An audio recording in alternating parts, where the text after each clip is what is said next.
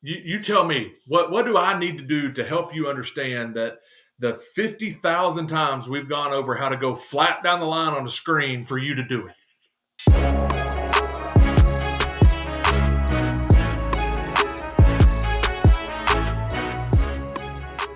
What's going on, everyone? Welcome into another episode of Let Grant Cook. I'm DJ Williams here with Grant Cook. We're about to go over game film of the Arkansas-Texas game. A lot of things, once again, pop up on tape. A lot of people got a lot of questions. What's going on? What's happening? Why are we 2-9?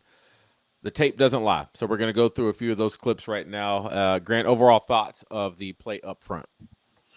Yeah, not terrible, but I do think we left some things out there potentially. Probably not our best game. Probably one of the better fronts we'd seen all year.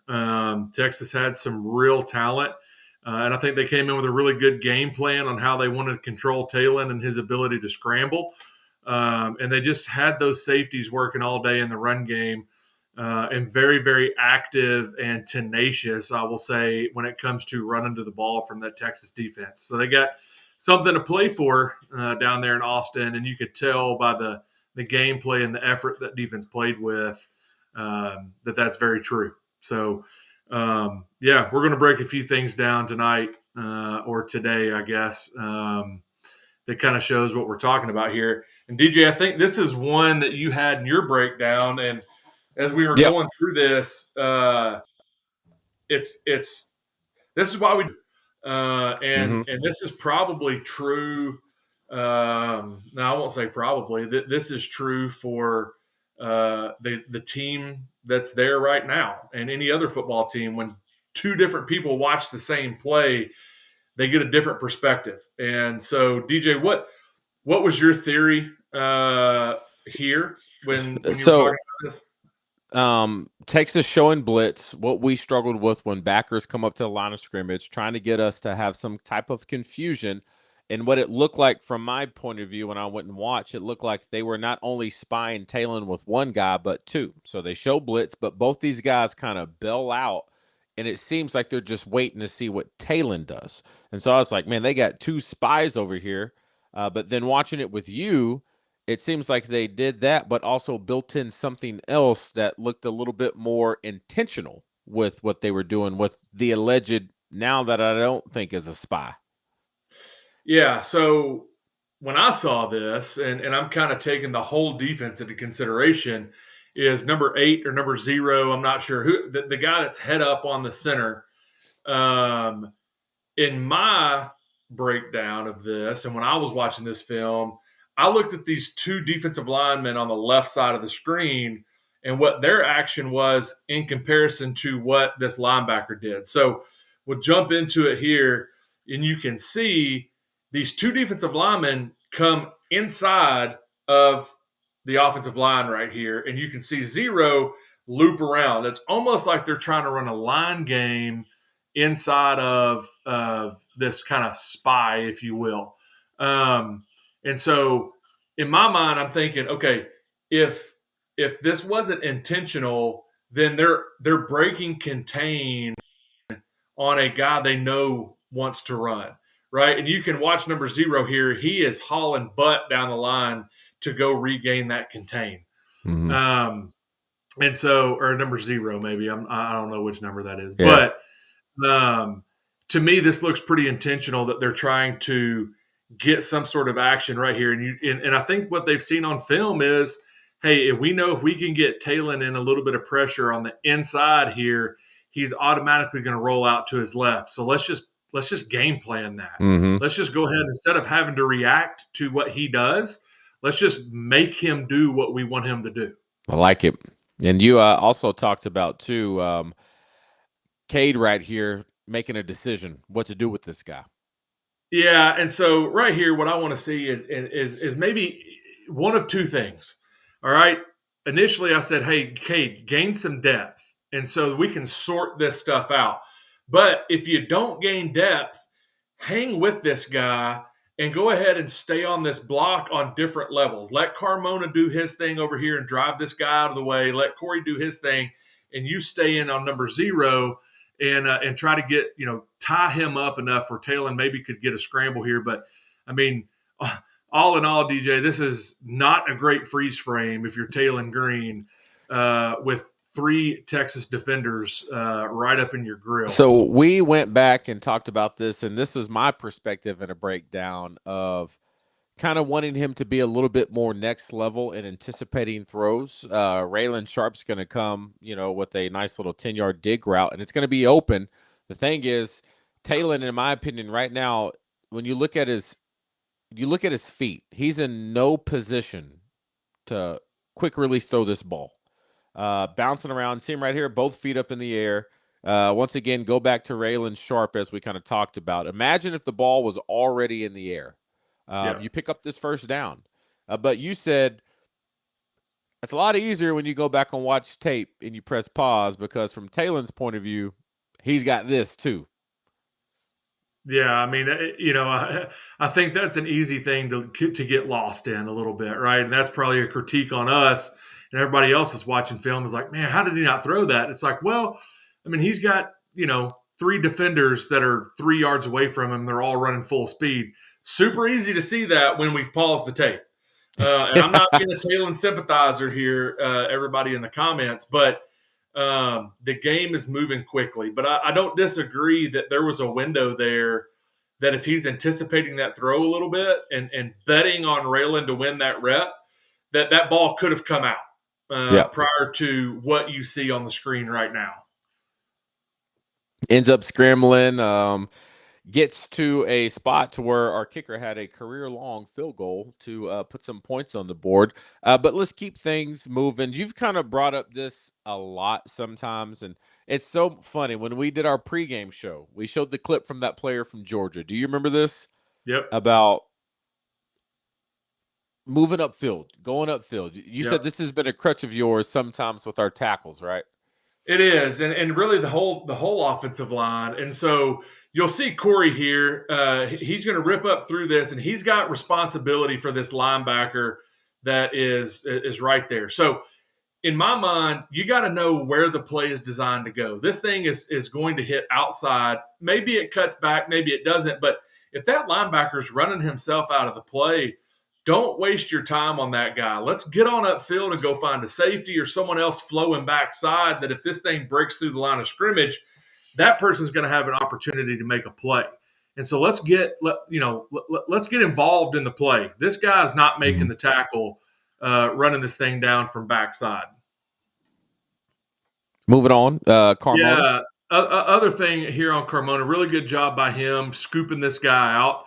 He had a one technique, and I'll tell you, not the easiest block to make, especially on an outside zone when everything's that defensive lineman's reading everything flowing hard away from him. Really good job here scooping that thing out. And, if you can get a little bit more play side push, there's an opportunity for a cutback here. So speaking of played side push, take your eyes right here to this is going to be Kittler and Berner, right? So I'm going to roll this back, and you kind of explain what you're talking about right here about wanting these two guys to do what? Yeah, so you'll see Burnham and Caden here. So they're kind of double teaming this guy, but Burnham doesn't really give him much help here. What I would like to see is those two stay on that block. They're working up to this guy that's on the hash, kind of right off the hash toward the bottom part of the screen. And if he's not declaring, just stay on that block. I mean, two is better than one when you're trying to move a big boy inside. So I want to see those guys stay on that thing and push that guy back to number 26. And what that does is it just cleans the picture up for Mike Washington. Instead of this thing being jumbled up right here, now you've just removed all of that out of his way, and he can hit this hole really hard. Like it, small things. Grant with the eye in the sky. All right, let's keep this thing going. Picking up on a 2nd and 5 right here. You wanted to talk about your boy E. Harrison. I think this is going to be a little bit of a recurring thing that drives you mad. It is. And so before you hit play and get into this, I'm going to break down slide protection for everyone. If you've never watched the Let Grant Cook segment about offensive line, we're going to get into the depths of offensive line knowledge here, a little FBI, a little football intelligence. So slide protection. All right. center, guard, tackle. So if I'm the center and we're sliding to the right, I have the gap to my right. Okay. Anything Mm-hmm. that comes into that gap, I've got responsibility for. Okay. Now you can see there's someone lined up in this gap already. Big boy right here, right on the hash. So if I'm Caden Kittler, I'm saying, all right, that's my responsibility. If I'm Kobe Branham, I'm saying, hey, that's Caden's responsibility, even though he may be lined up over me. My eyes are going to go in the B gap, so the gap that's outside of me. But what I'm going to do as a guard, I'm going to leave my hand in here. I'm going to leave my hand in here and just kind of give Caden a little bit of a bumper rail so he can take this block over, give him a little bit of security. But I'm not worried about what this guy does. My eyes are out here in this B gap because if something comes into this gap, it's mine. I own it. If he comes through that gap and hits the quarterback, that's all my fault.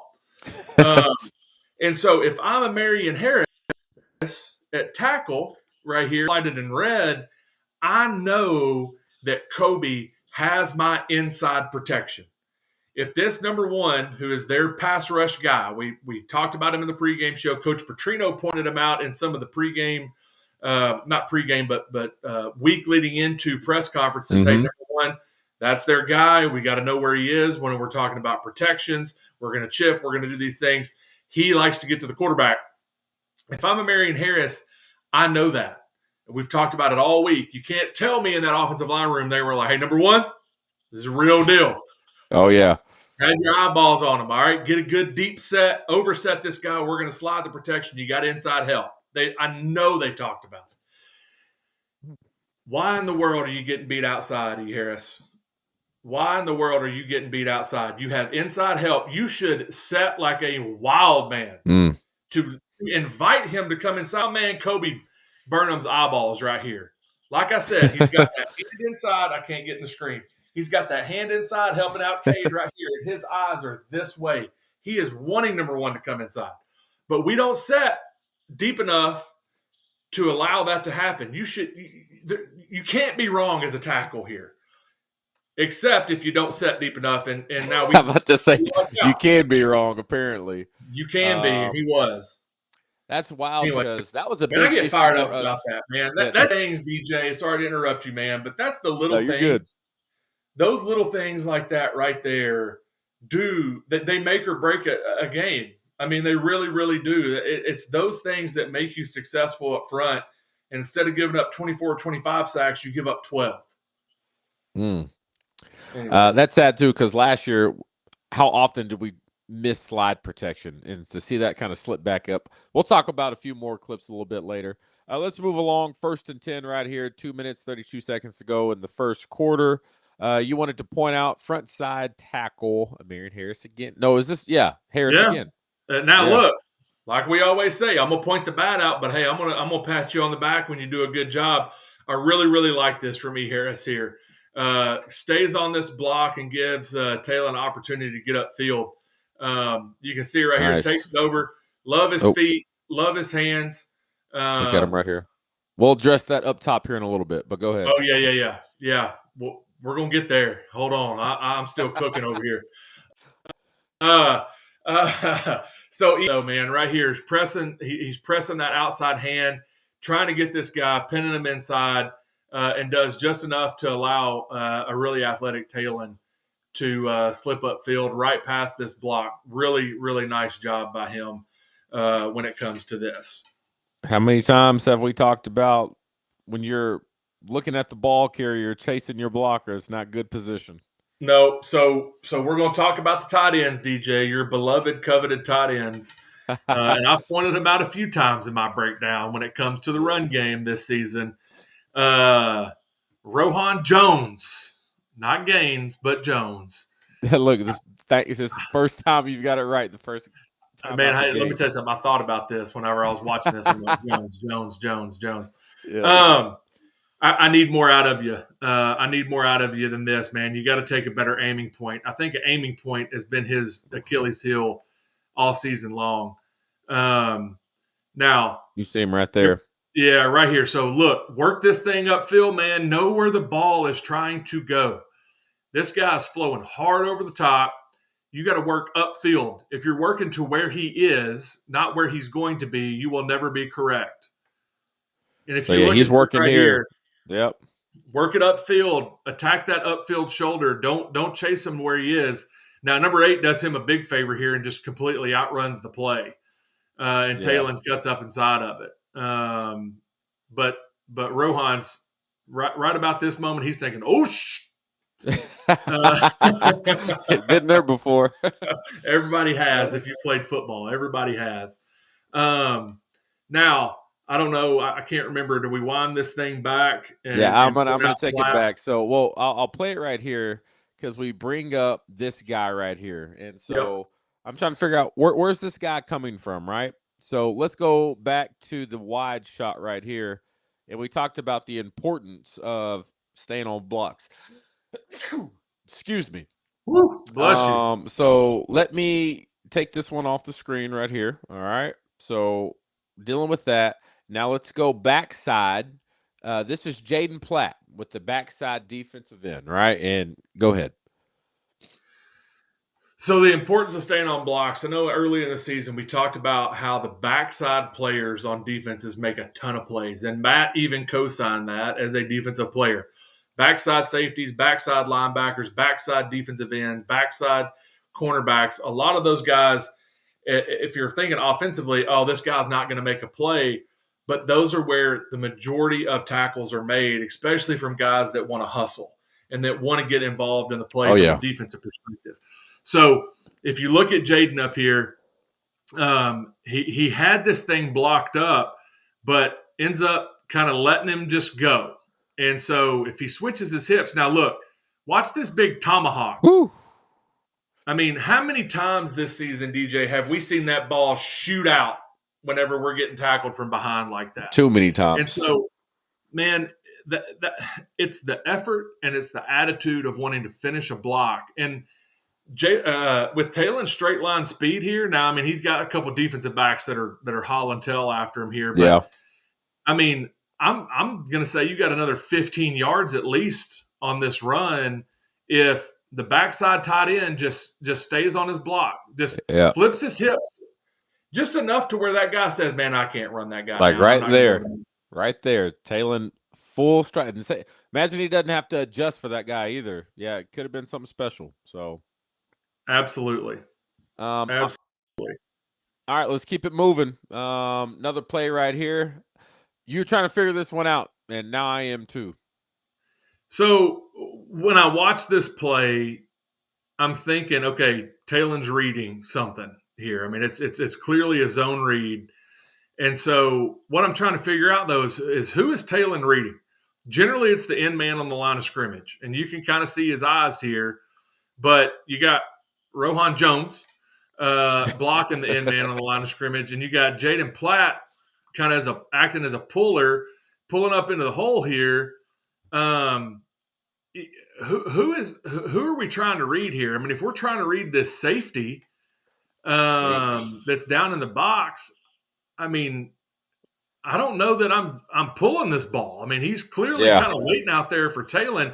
To me, just based on what I can see here from the blocking scheme, in my mind, this almost just seems like a play where it's a give. I mean, Yeah. it's just a run play to the running back, and you can kind of see it from an offensive line perspective too. And then Talon pulls this thing, and the guy that I guess he was trying to read has a beat on it the whole way. Mm. So you know, going back to that just very briefly, we're just inside the 20-yard line. And one of my keys to success for the day was we have to be efficient in the red zone. Well, we're just inside the red zone here. And you see a Mm. play that's completely inefficient on first down. And we're in a dogfight here, 13-21 in the second quarter. Everything's still on the line, and we get a play for maybe 1 yard gain or something that just seems busted in my opinion. All right, let's keep this thing moving. 6 minutes to go in the second quarter. We're taking a look at our right guard right here. So I'm pretty sure, DJ, this is the first play after maybe we we had them punt, I think. It was the first 3 and out of First the punt of the game. game. Yep, first punt of the game. And so what do we have to do as an offense if the defense gets us a stop? We have to take advantage of it in some way, shape, or form. We got to get points. And if you look at it, we're nearly at midfield to start this drive. Yep. And so, again, Texas is walked up some guys here. So, number one, obviously, that's their guy. We're going to count for him. But we've got to give respect to this guy that's walked up at the top of the screen on the line of scrimmage. And so you can see here, Marion Harris sits out to him, and he drops back. All right. Now, as soon as I feel a Marion, if I'm Kobe Branham, as soon as I feel a Marion Harris bump me off and take that block over, my eyes have to go back inside. I've said it once, I've said it 100 times. If something goes away, something's coming to you. And so what I would want to see Kobe, you maybe go back just a little bit, but it kind of looks impossible for him to block this guy right now. But so right here, Kobe's eyes need to be going back inside. I can feel a Mary in there. Kobe's eyes need to be going back inside. Now, if he does that, now Mike Washington kind of, muddies this picture up a little bit. But if Kobe's on his way back looking inside, he can come back and probably chip on number one right here, and you can save a hit on the quarterback. I'm not sure Talon got hit, but he was right in Talon's face when he tried to throw this ball to Mike Washington. Yep. And if you give Mike Washington a ball that is in his face mask or in his chest right here, he's going to feel something happen. I'm not going to say he's going to break it, but more than that, we're looking at 2nd and 2 versus 2nd and 10. I like it. Small things matter. Let's go to the right side of the line of scrimmage. Marion Harris on this one. Not the best rep. Not the best rep. So I don't mind the little bit of a swim move, or not swim move, but the dip that he gives this guy. Gets up underneath. So we're reading number 15. You can see Talon staring him down right here, and Marion's working up to this guy that's right at the base of the Longhorn. I just need more out of you here, man. We got to operate in space. Now, granted, and I'll say it from an ex-offensive lineman, he's a better athlete than us. But we've got to get something on this guy to at least slow him down and give Talon an opportunity to be an athlete here. And you'll see as we play it out. I mean, it's a swing and a miss on this block. We're going to have to challenge people to potentially watch too, because the skill position, I'm going to put in the same boat as E. Harris. Shanks down here as well. Got to have something. So how about this first rep? We watch Shanks since he's highlighted right here. So let's watch him on this one. That ain't it right there. I mean, that's – could you imagine what a coach – what do we say? Backside, right? Yeah. Backside safeties, backside corners, they make a ton of plays. Now let's rewind this thing. If we get a play on number 8 right here, if I'm E. Harrison, I do enough to get this guy maybe out of the play or just not quite in it, then okay, I can live in that world. But number 4's cleaning that up. Yeah. And the wild thing is, so what is interesting, because a lot of people are saying, why aren't you talking about the guy that Carmona let cross his face? This is where we had an interesting conversation, because looking at it, we don't even think Carmona's wrong right here, right? Yeah. Let's take a look at the end zone angle, and I'll let you kind of explain what we're talking about. Yeah, and so I'll ask this question, and I'd be interested for folks to jump in the comments and give their opinion as well on this. Do these zone reads at times put anybody blocking, whether that's offensive line, a tight end, whomever, in a weird position to be wrong 50% of the time? Yeah. So if I'm Carmona, I have to check this defensive end right here to make sure that he doesn't slant inside.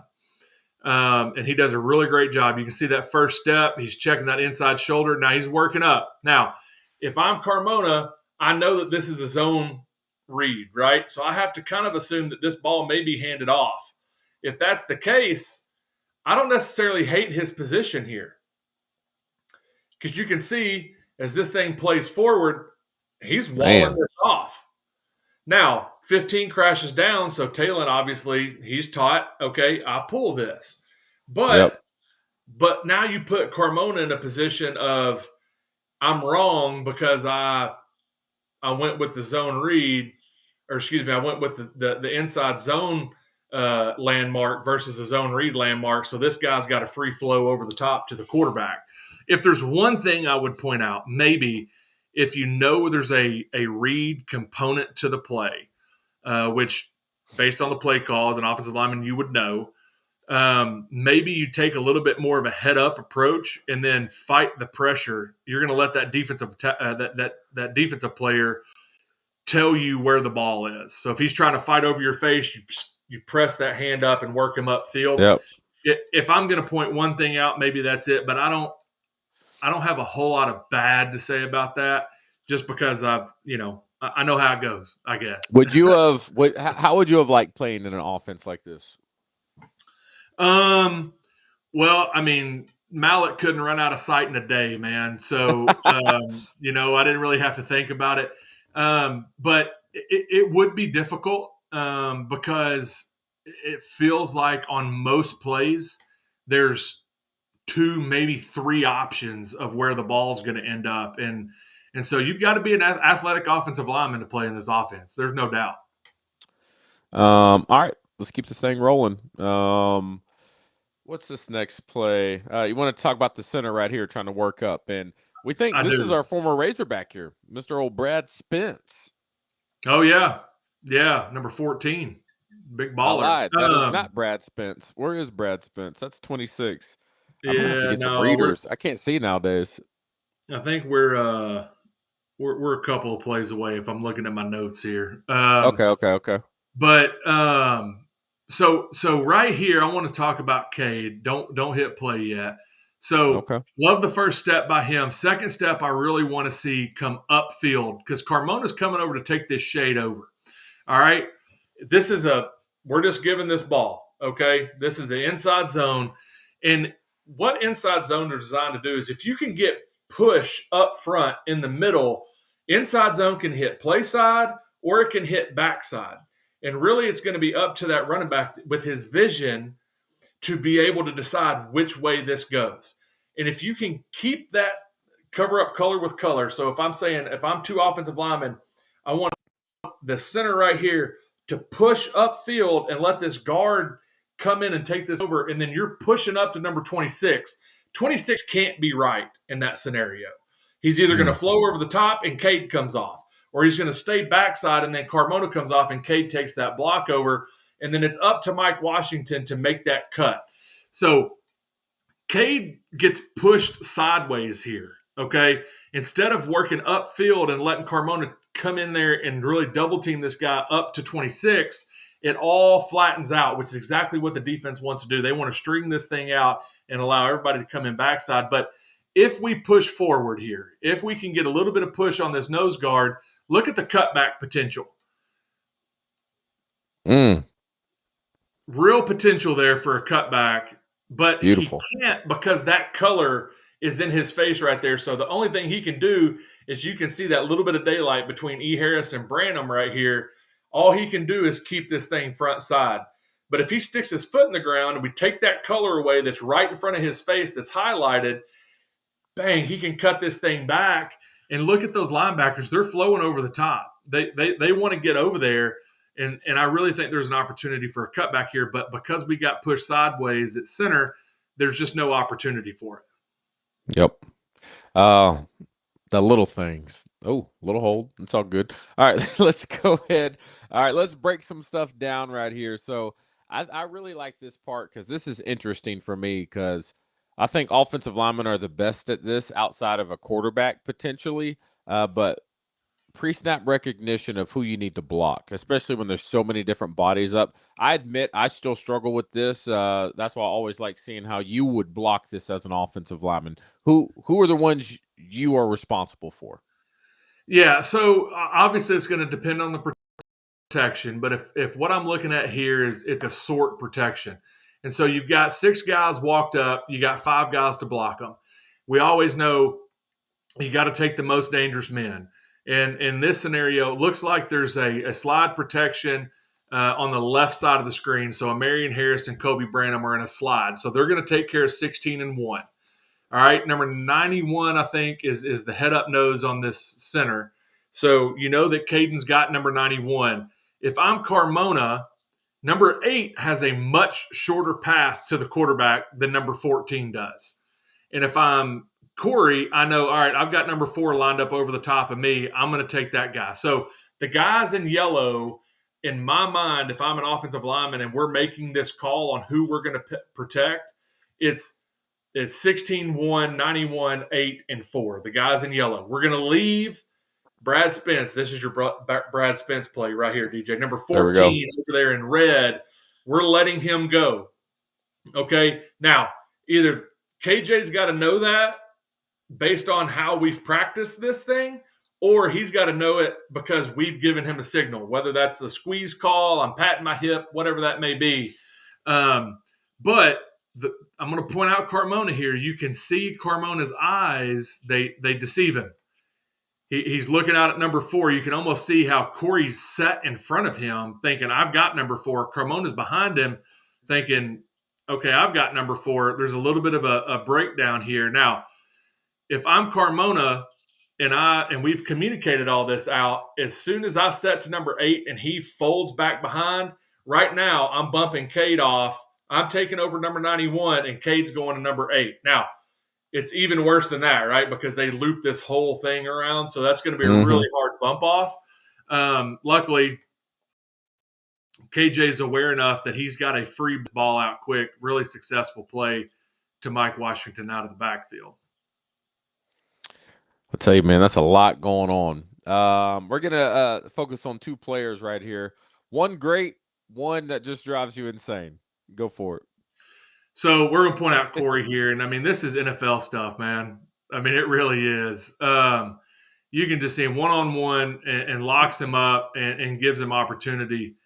Oh, is that where the play cuts off? No, I got some more. Oh, you want to watch more? So, bam, locks him up right here. And then right here at the end, get out of here, little punk. I like it. I like the little shove at the end. Really high-level stuff from him, though. And you can see, I know I'm probably we're supposed to go to E. Harris here. But no, it's fine. Go for it.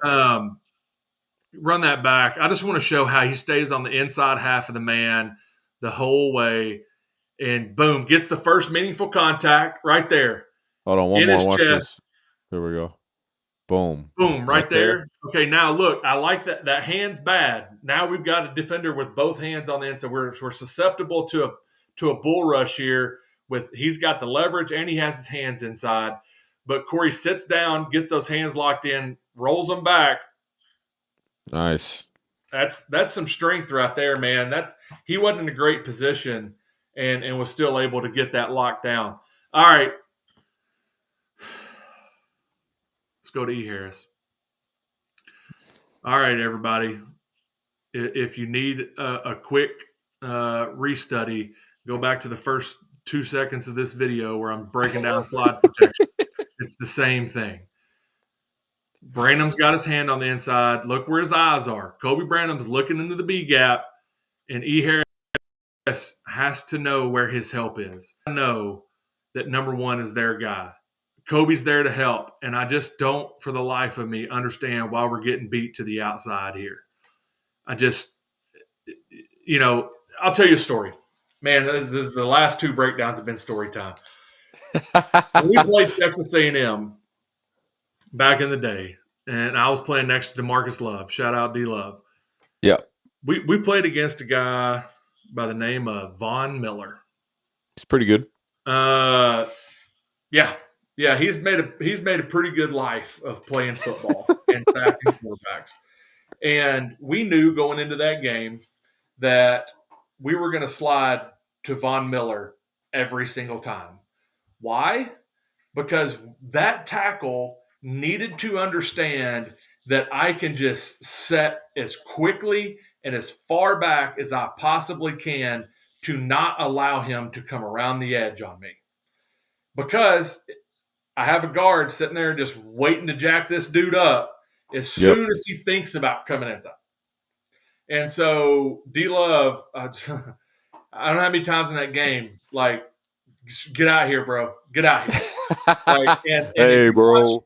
if you watch D Love in that game, you can go back. I'm sure those games are on YouTube somewhere or whatever. You can go find some of those clips. The depth and the vertical set and the quickness that he came off the ball with just to keep up with Von Miller because he knew he had inside protection. He Yep. used the scheme in his favor to be able to neutralize one of the best pass rushers in college football history and probably NFL history at this point, fast forwarding 10 years or 15 years. Yeah. Yeah. But as an offensive lineman, you have to use the scheme that you've put into the game plan to assist you in these scenarios. And if you're not, then again, like I said, that's the difference in the season of giving up 25 sacks or 12 sacks. Some things it's just going to happen. But I mean, man, I just can't wrap my head around why are you not. I just get frustrated. Man. Like, you know, they're trying to help you with the scheme, and you're not taking advantage of it, and it's tough. So. Is that one where if you were a coach and you go back and watch this week, I mean, 1 week left in the season, you're still dealing with this, you just. It'd probably be like Coach Markuson or Coach Klanakis where they just like raked the whole computer off into the floor. I've been in a couple of those meetings where the computer monitor got slammed into the floor of like, what are you doing? How many times do we have to cover this? Out of pure frustration, you know. And everybody and the person that's getting like yelled at is just like this.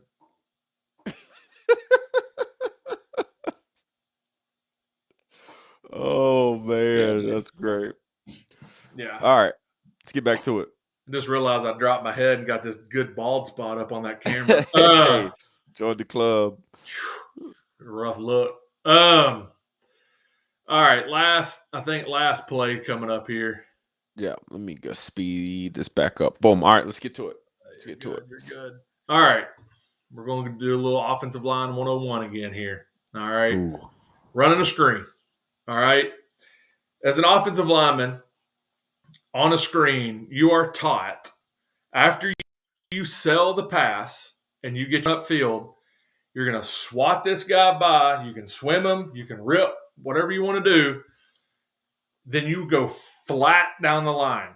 And when I say flat down the line, I mean if the ball was snapped from the, oh man, I'm going to butcher this math probably, the 43-yard line, if that's where the line of scrimmage was. Yeah. It would be down the 43-yard line all the way to the numbers.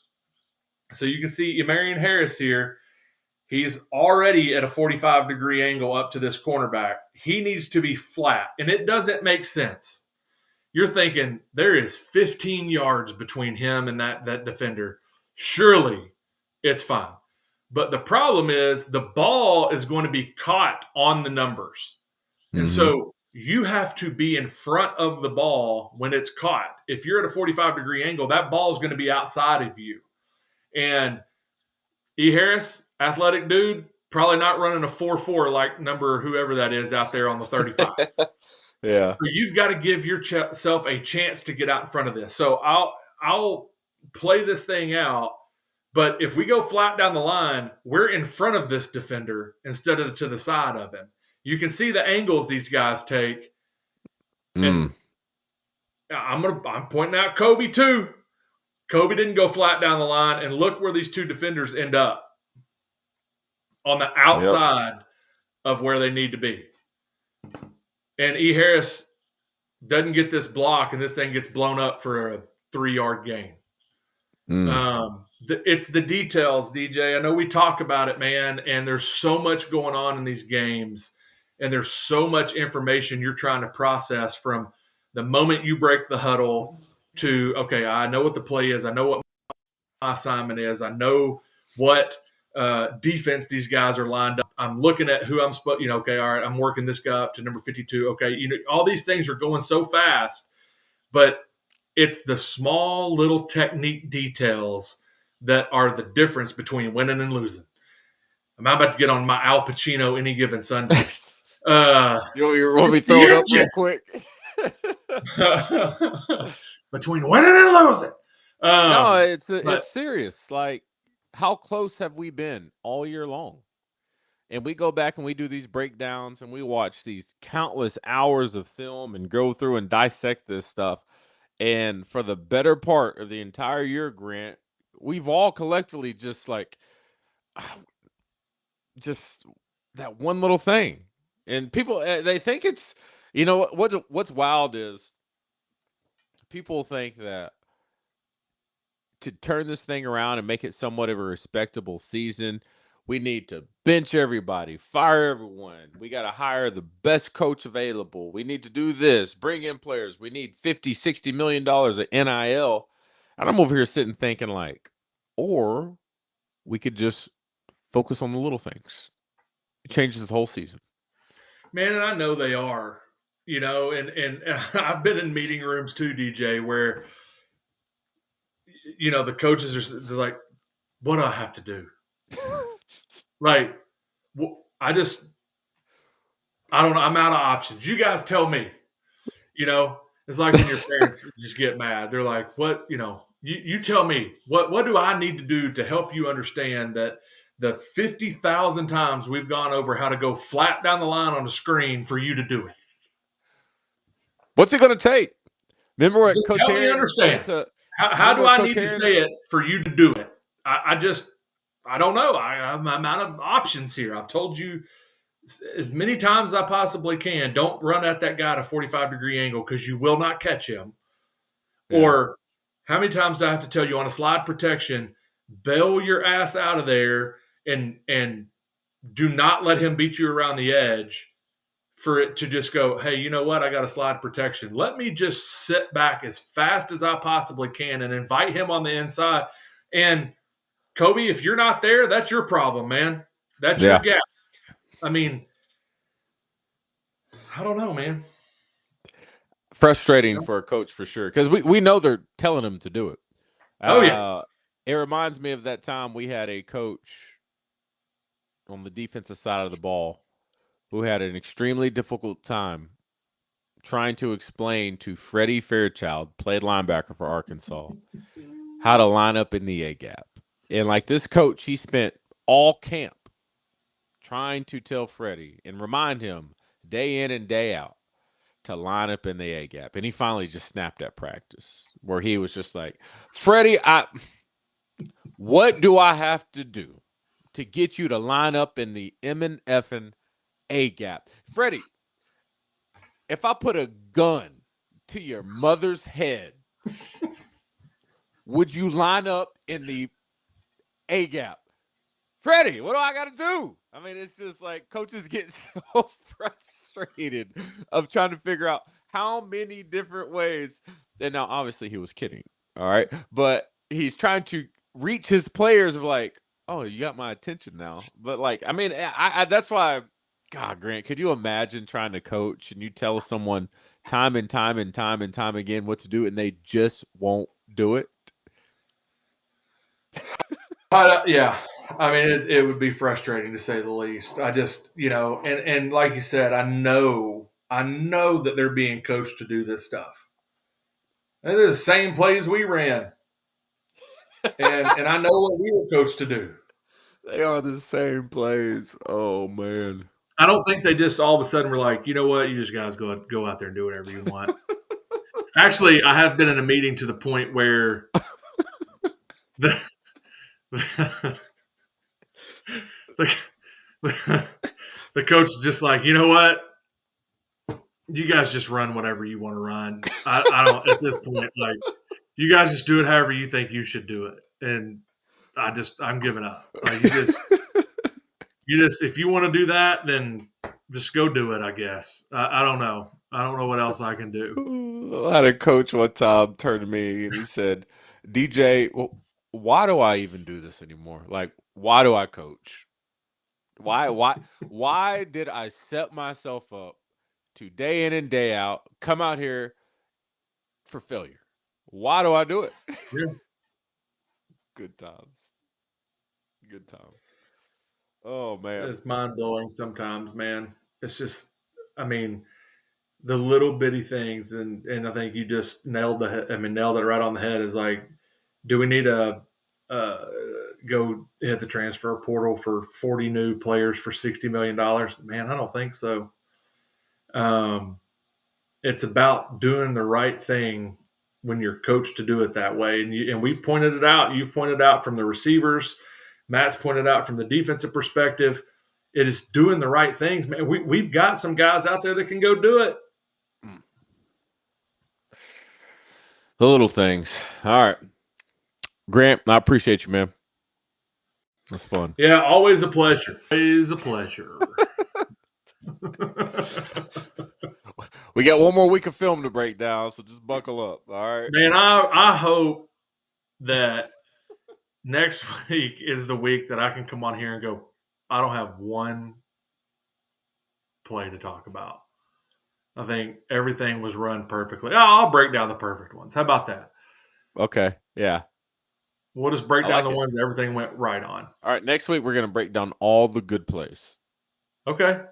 Now, I did tell you that generally when I'm watching these breakdowns, that I try to keep it to about 10 clips just because, I can find something on every single play that Yeah. I could nitpick to death, but no one wants to watch a 3.5 hour offensive line breakdown every week. So, but hey, They in don't the want to. comments, tell me if you do, if you want to watch every play, DJ is going to shoot me. DJ's gonna shoot me if you're in the comments. If I get No. more than 20 comments saying No. break Hell down the whole. no. No, Grant, you could spend 3 hours on the first drive if you wanted to. I don't have time for all that. No, 20 comments and we're breaking down every play from Saturday's game. You heard it here. 20 comments that says break down the whole thing, then we're doing it. I'll do it. I'll figure out how to. I'll get into DJ software and I'll break the film down. No, you don't want that. Uh, No, every 50 play comments. and every player on every play. No, we'll break down every play. There's something on every play. We don't have to watch. We're not watching all 5 players. Not for We'll just 20. find something on every play. There's something. Hey, no. 50 comments. 50 comments, and we'll break the film down like I do it when I'm actually watching it, and not just pick 10 plays out. We'll watch all 70. That'd be awful. Awful. Whew. We're doing it. All right, man. You Have a heard good it. one, y'all. 4th and 5. Let's do it. Hell no.